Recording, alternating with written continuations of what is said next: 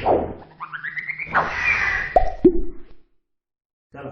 Hello student, मैं हूँ आर्यन तिवारी और आप देख रहे हैं केमिस्ट्री विद आर्यन तिवारी। तो इस वीडियो में बात करेंगे प्रासरण दाब के बारे में, जो यह अणुसंख्यक गुणधर्म का क्या है, फोर्थ पॉइंट है, यानी लास्ट पॉइंट है। तो उसके बारे में बात करेंगे। तो प्रासरण दाब समझने से पहले हम प्रासरण को समझ लेते हैं कि प्रासरण क्या होता है। ठीक है, तो इसको हम समझते हैं कि जैसे मान लीजिए आपको एक पात्र दे दिया गया है। ठीक है, एक पात्र दे दिया गया और इसमें क्या किया गया, एक जो है एक पतली झिल्ली लगाई गई, यानी ये ऐसी झिल्ली है जिसमें विलेय के कण जो है वो आर पार नहीं जा सकते। किसके जाएंगे, केवल विलायक के कण, यानी वह झिल्ली जिसमें विलायक के कण, जैसे मान लीजिए कोई झिल्ली है, अब वो क्या हो, आर पार निकल जाए। ठीक है, आर पार क्या हो जाए, निकल जाए। तो किसके कण, विलायक के कण। अगर विलायक के कण आर पार निकल जाते हैं, विलेय के नहीं, तो ऐसा जो झिल्ली होगा उसे हम कहेंगे अर्धपारगम झिल्ली। ठीक है, तो अर्धपारगम झिल्ली लगा दी हमने। अब इसमें हमने क्या किया, एक सोल्यूशन डाल दिया, यानी एक कुछ हमने डाल दिया इसमें। मान लीजिए अगर विलयन नहीं डाला तो हमने शुद्ध विलायक ले लिया। अब मान लीजिए क्या है आपका शुद्ध विलायक है।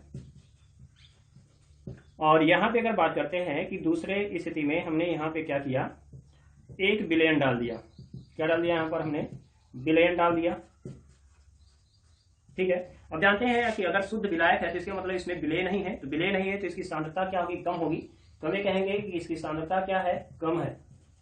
ठीक है, और अगर ये विलयन है, इसका मतलब है आपने इसमें विलय के अणु मिला दिए, तो विलय के अणु मिलाएंगे तो क्या हो जाएगा कि इसकी सांद्रता अधिक हो जाएगी। तो यहाँ पर लिखेंगे हम सांद्रता अधिक। ठीक है, एक बार समझेंगे तो फिर शायद आपको प्रासरण पढ़ने की जरूरत नहीं पड़ेगी। ठीक है, अब हमने जो है एक नियम पढ़ा था कि अगर कोई विलायक है और वो शुद्ध है तो क्या होगा, वाष्पित ज्यादा होगा तो वाष्प दाब ज्यादा होगा। ठीक है, तो इसका जो वाष्प दाब होगा वो क्या होगा, ज्यादा होगा। तो इसका जो वाष्प दाब ज्यादा होगा तो विलयन पर दाब जब ज्यादा डलेगा तो ये विलयन कहाँ भागेंगे, ये यानी ये कह सकते हैं कि इस विलायक के जो अणु होंगे वो कहाँ भागेंगे, वो जाएगा विलयन में। कहा जाएगा, विलयन में जाएगा। तो हम ये कह सकते हैं कि विलायक के कणों का जो प्रवाह होगा वो क्या हो जाएगा आपका, विलायक से विलायक के कण कहाँ जाएंगे, आपके विलयन में चले जाएंगे, या कह सकते हैं कि कम सांद्रता से अधिक सांद्रता वाले विलयन में चले जाएंगे। ठीक है, तो ऐसा क्यों है, इसको यहाँ लिख लेंगे। इसका वाष्प दाब क्या है आपका, कम है।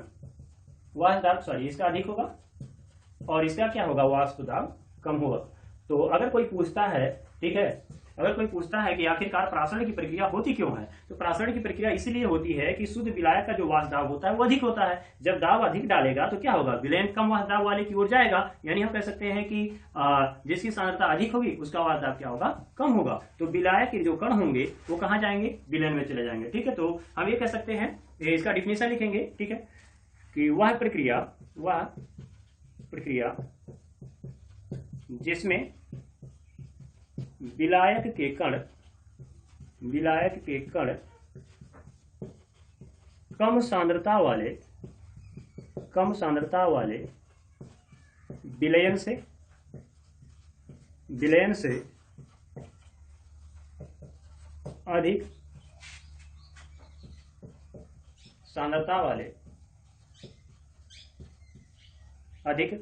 सांद्रता वाले विलयन की ओर प्रवाह करता है,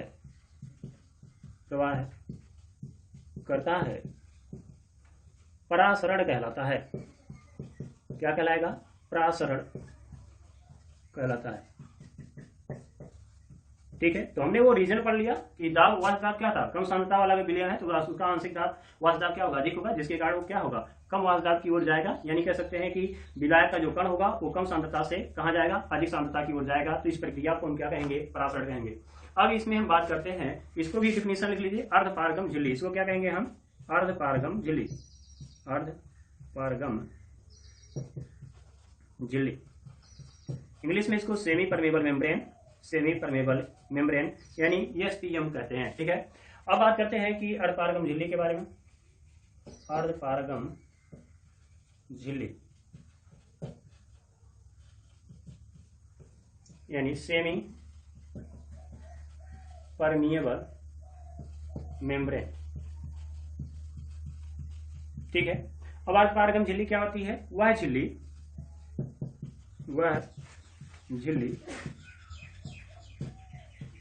जिसमें से केवल विलायक के कण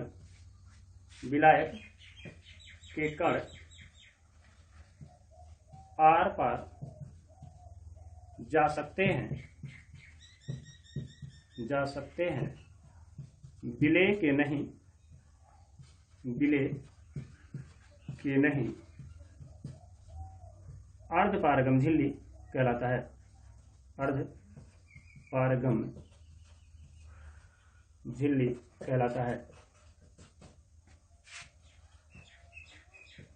ठीक है, अर्धपारगम झिल्ली कहलाता है। ठीक है, यानी वह झिल्ली जिसमें से केवल विलायक के कण आर पार जा सकते हैं, विलेय के नहीं, तो अर्धपारगम झिल्ली कहलाता है। जैसे मान लीजिए आप देखे होंगे अंडे का छिलका, तो अंडे का छिलका जो होता है, ठीक है, उसको जब आप निकालते हैं तो उसके नीचे एक और आवरण होता है जो पॉलीथीन की तरह होता है, यानी पारदर्शी होता है।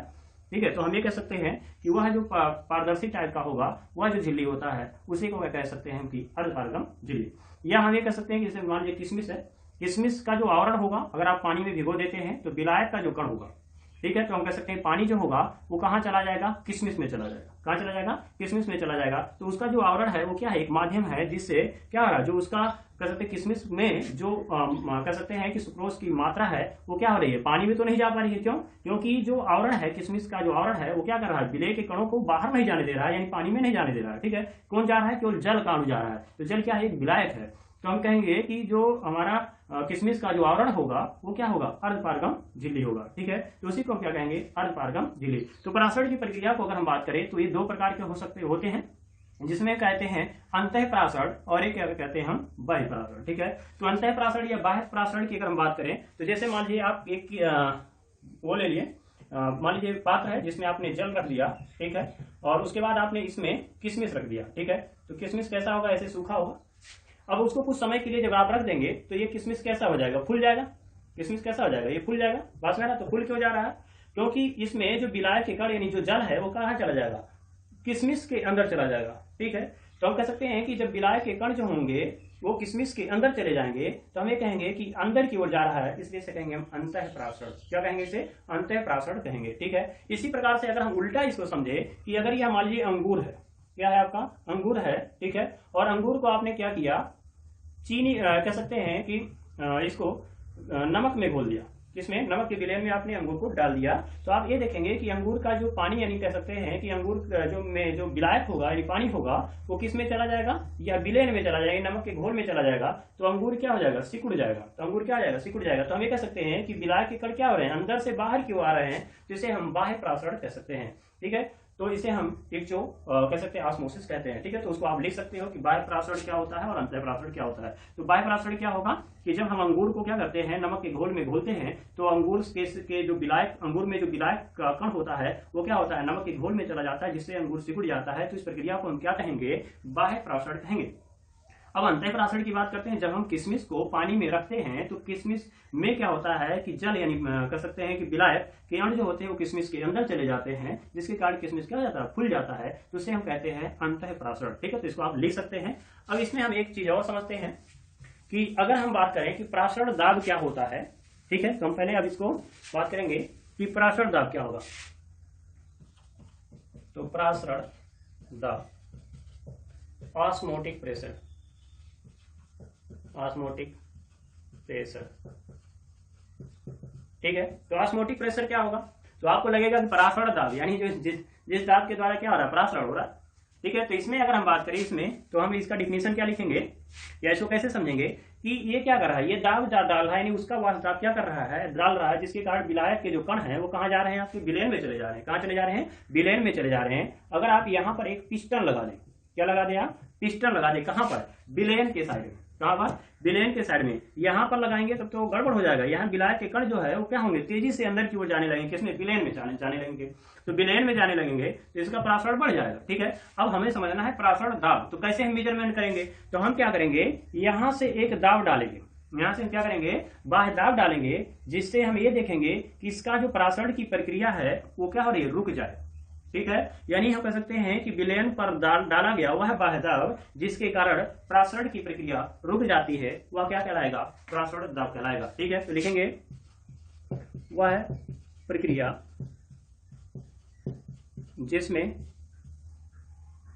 जिसमें किसी विलयन पर लगाया गया वह बाह्य दाब जिससे प्रासरण की प्रक्रिया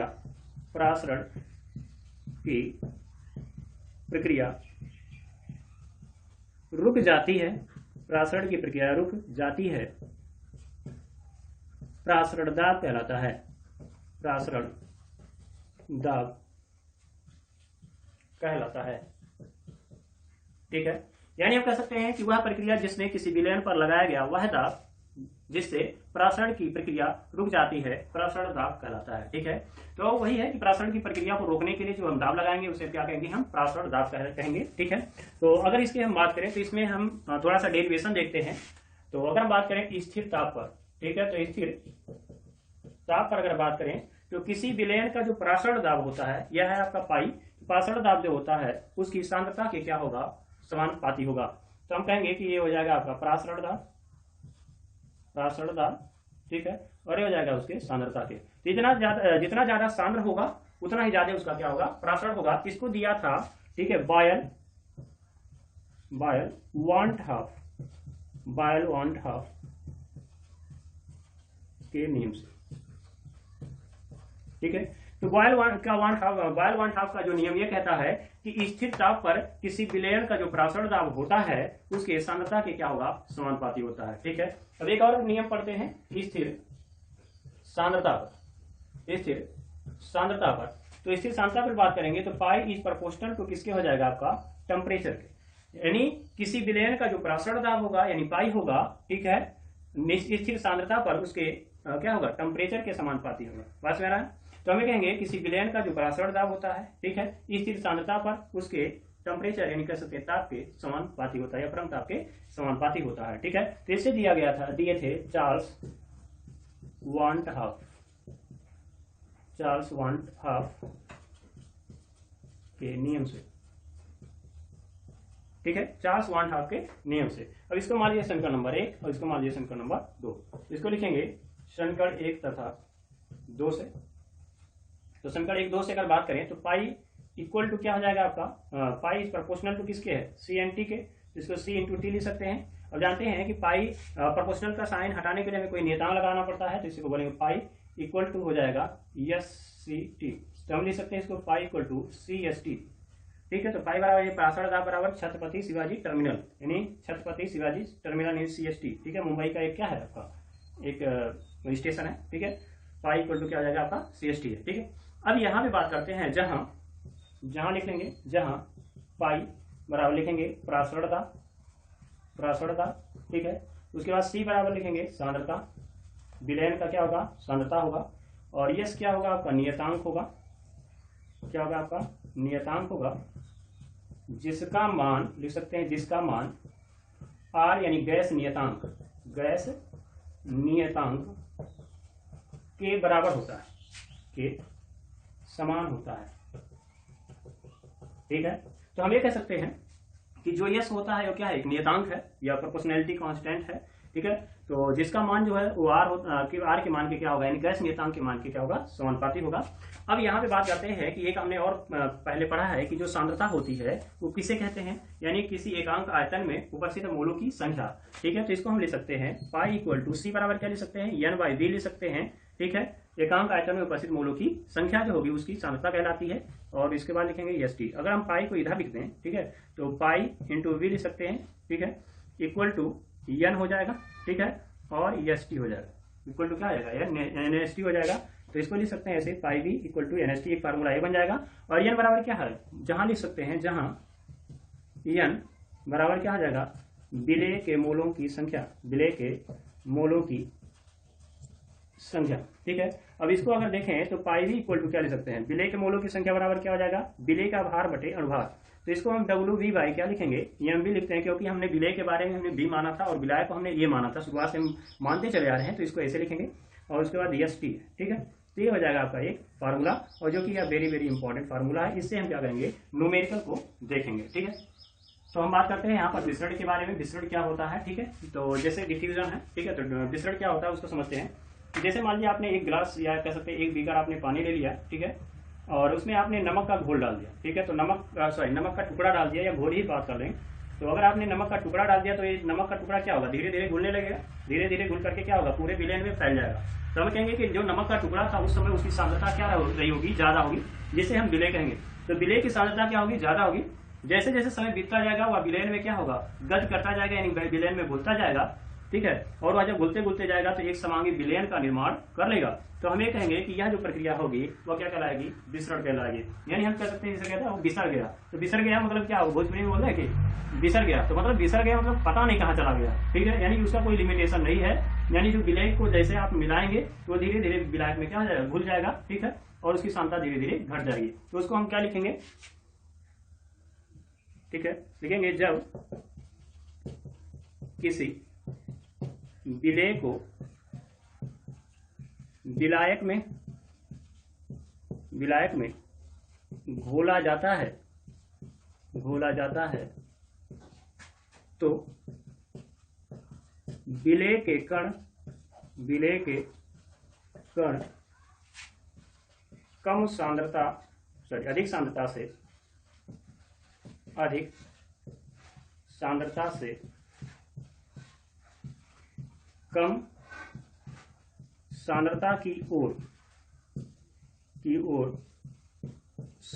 तो विलेय के कण अधिक सांद्रता से कम सांद्रता की ओर स्वतः गति करके समांगी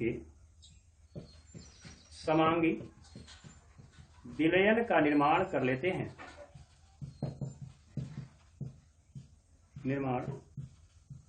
कर लेते हैं। तो इस प्रक्रिया को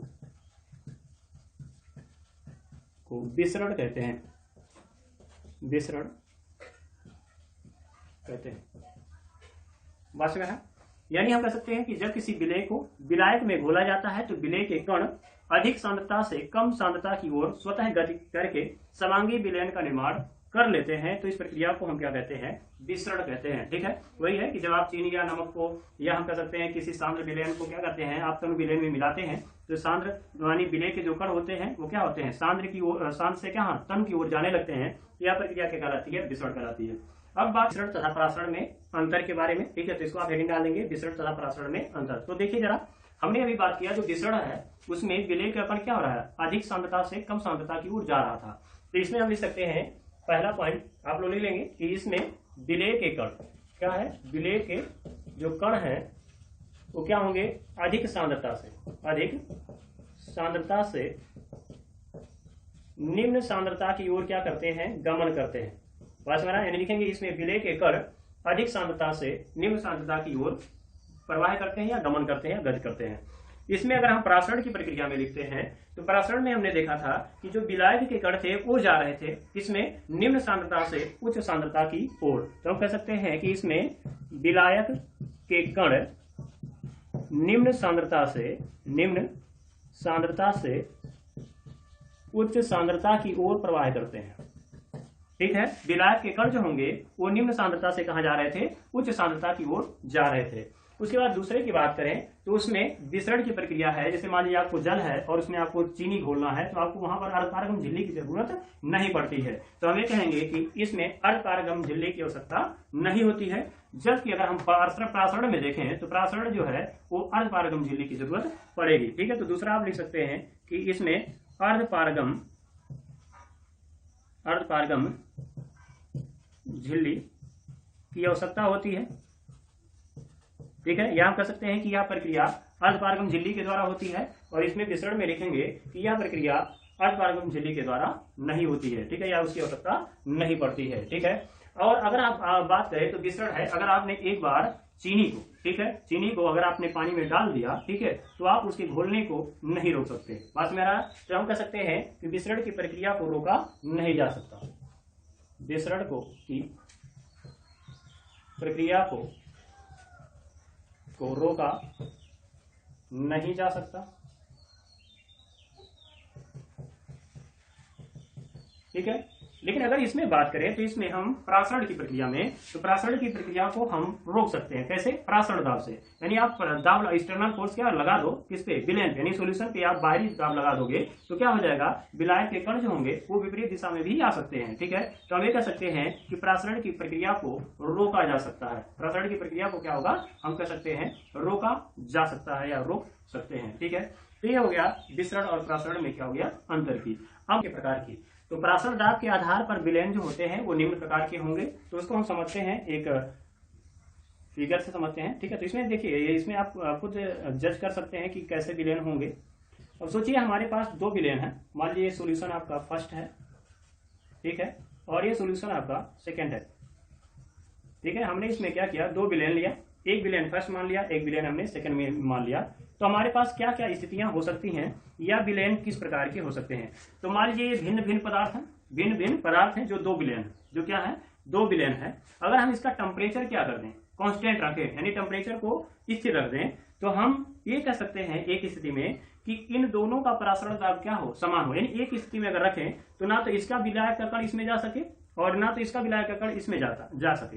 तो हम ये कह सकते हैं कि दोनों कंडीशन में विलायक के कण इधर उधर नहीं जाएंगे, और जब नहीं जाएंगे तो इसका मतलब ये हो गया कि दोनों का परासरण दाब क्या हो गया, समान हो गया। और जब दोनों का परासरण दाब समान होगा तो इसी को कहते हैं हम समपरासारी, क्या कहेंगे हम, समपरासारी विलयन। तो इसका पहला हेडिंग लिखेंगे समपरासारी विलयन, जिसे हम कहते हैं आइसोटोनिक, आइसो मींस होता है सेम, ठीक है, आइसोटोनिक सॉल्यूशन, ठीक है। तो आइसोटोनिक सॉल्यूशन में हम कह सकते हैं, तो इसका परिभाषा क्या लिख सकते हैं आप, भिन्न पदार्थों का वह विलयन जिसका समान ताप पर परासरण दाब समान होता है, समपरासरी